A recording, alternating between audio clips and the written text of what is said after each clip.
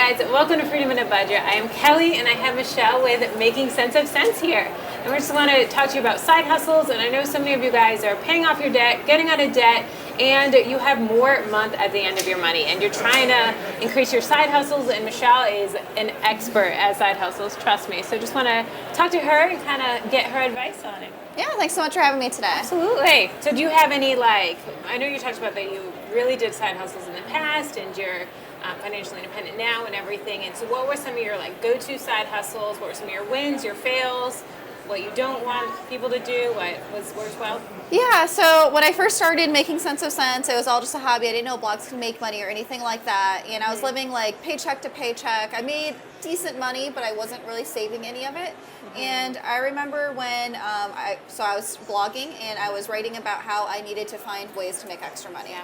And it never occurred to me that maybe I should see if my blog could make money. So instead of typing on my blog, how can I make extra money? Readers, help me. Let me come up with some ideas. So I started doing tons of different things. I was taking online surveys. I was taking part in market research studies on the phone. I was mystery shopping. I was selling items on eBay, on Craigslist, and pretty much everywhere. And but the main side hustle I had was my blog, and that was just because one day a reader was just like, you spend all this time at your day job and on your blog and all these side hustles, why don't you just turn your blog into a side hustle? Yeah. So I was working around 100 hours a week with all of my side hustles. Wow. And the number one thing I always tell people, I always bring this up, is so many people say, I don't have time to side hustle, or I don't have time to learn how to save money, I don't have time to learn how to pay off my debt and stuff like that. And I always tell people that the average person watches about 30 to 35 hours of TV a week. Yeah. And when you think about it, you're like, that's not me. I don't watch 35 hours of TV a week. But you really think about how many hours you sit in front of the TV after work each day. It really adds up really quickly. And you probably don't ever remember what you watched. If you just I always tell people, you don't have to eliminate all 35 hours of TV a week. I understand it can be relaxing. But if you just cut out half, and maybe you just put 20 hours a week towards finding a side hustle, you could definitely pay off your debt really quickly and definitely save for your financial future, for retirement, for the next best vacation you want to go on. So that's always my top tip. Yeah, and even with that, if you have an hour in the morning there watching TV, of watching the news, and you have a couple hours in the afternoon, you're picking your kids up in car line, of there's been times where I've been doing online surveys in the car while I'm waiting in line, or in the grocery store when I'm waiting in line there, of just making the most out of all of those little times. Yeah. And I just started mystery shopping last month. Okay. So that's been so much fun. So it's getting a way of cutting down my grocery costs at the same time and making extra money. Yeah, I loved mystery shopping back then. Because I think I was still in college, or I was just out of it. So, and I still was kind of a spendy spender. I spent a lot of money on clothes and makeup and stuff like that. Yeah. And mystery shopping allowed me to, I remember I did a bunch of makeup mystery shops. Oh. So I got free makeup, and I got paid to do that. And so it was a no-brainer. Yeah, that's so cool. Yeah.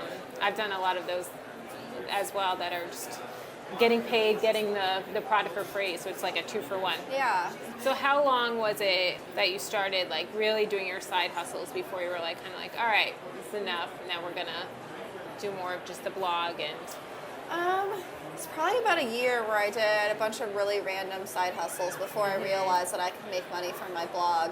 It was probably 6 to 7 months in, I made my first $100 through my blog, and that was through a sponsored partnership. Okay. And then once I made that, I realized I could probably make money online. Since I was already working full-time, I really wanted something where I didn't have to drive everywhere. And that's really why I liked the online surveys, because I didn't have to go anywhere. I was able to do that on my lunch break, before I went to work, afterwards.